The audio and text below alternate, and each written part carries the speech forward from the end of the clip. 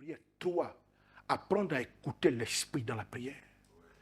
Parce qu'il y a des moments de prière qui sont déterminés parfois par l'esprit, non pas par toi.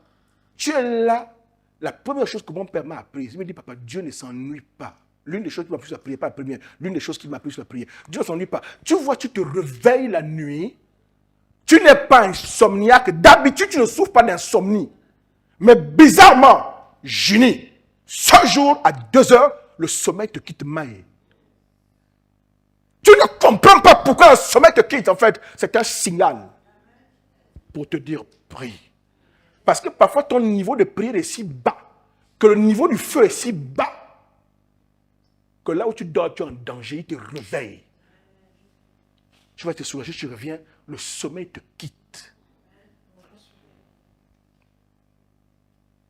Au lieu de te dire même que, oh, même si ma veille de prière c'est 24 heures, hein, je vais me lever à 24 heures. Ma veille de prière c'est 4 heures, mais je me suis levé à 24 heures, il y a ceux qui prient à 24 heures. Je vais peut-être me connecter aussi pour écouter un peu la prière. Non, tu forces le sommeil, tu tires le sommeil, tu bloques le drap par les gros orteils, tu bloques comme ça, tu tires jusqu'ici. Le sommeil ne vient pas, mais tu ne sais pas que le Seigneur t'a déjà réveillé. Parce que parfois, à cause du fait, comme je te dis, de ta vie de prière, ta vie spirituelle qui manque d'envergure. Mais quand la Bible dit, n'éteignez pas l'esprit, vous pensez que c'est quoi? Parce qu'il y a un feu, quand on est en communion avec l'esprit, quand la Bible dit, soyez continuellement remplis de l'esprit. Ça veut dire qu'à un moment donné, tu peux éteindre l'esprit, le feu. À un moment, tu peux ne pas être rempli, tu peux être vide et sec. À un moment, tu peux attrister l'esprit et tu deviens quoi? Une des points faciles. La Bible dans 1 Pierre chapitre 5, 8 à 11. Parce que quand j'enseigne souvent ça, on dit, ah, laisse ça, Jésus nous protège, Jésus veille sur nous. Ah bon, oui. Mais le même Pierre qui a vécu avec Jésus, qui était son apôtre, qui était le patron des apôtres, 1 Pierre 5, 8 à 11, il dit, veillez, car votre adversaire, le diable, rôde autour de vous, cherchant qui vous dévorer. Ah, donc si je ne veille pas, mais je dois veiller sur quoi? Et Jésus, à Gethsemane, leur a dit la même chose qu'il a répété en veillant. Il lui a dit, veillez et priez, de peur que vous ne tombiez pas en tentation. Donc, Jésus nous a dit enseigner. Parfois, ta vie de prière et parfois la batterie comme du téléphone est à 3%. Le mari de nuit qui te visite souvent là, le Seigneur sait qu'il est en train d'arriver.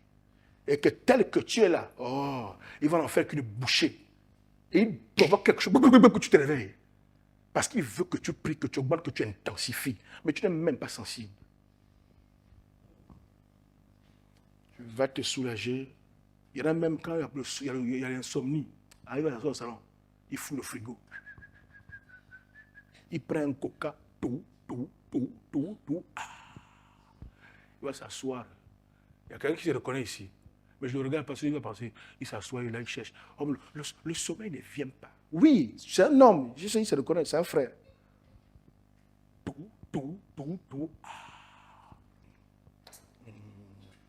Il va s'asseoir, il prend son téléphone, il met les données mobiles. Là, il n'a plus de sommeil, il veut faire passer le temps. Mais il ne sait pas que Dieu le réveille. Oh. Il ne sait pas. Donc, dans la discipline, tu dois également apprendre à obéir à Dieu, même quand tu as déjà prié. Même quand tu as fait tes heures de prière, apprends quand l'Esprit te pousse à la prière, même si ça te paraît un moment supplémentaire de prière.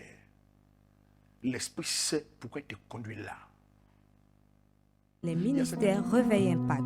Pour plus d'informations, rejoignez-nous sur nos plateformes Facebook, YouTube et WhatsApp. Que Dieu vous bénisse.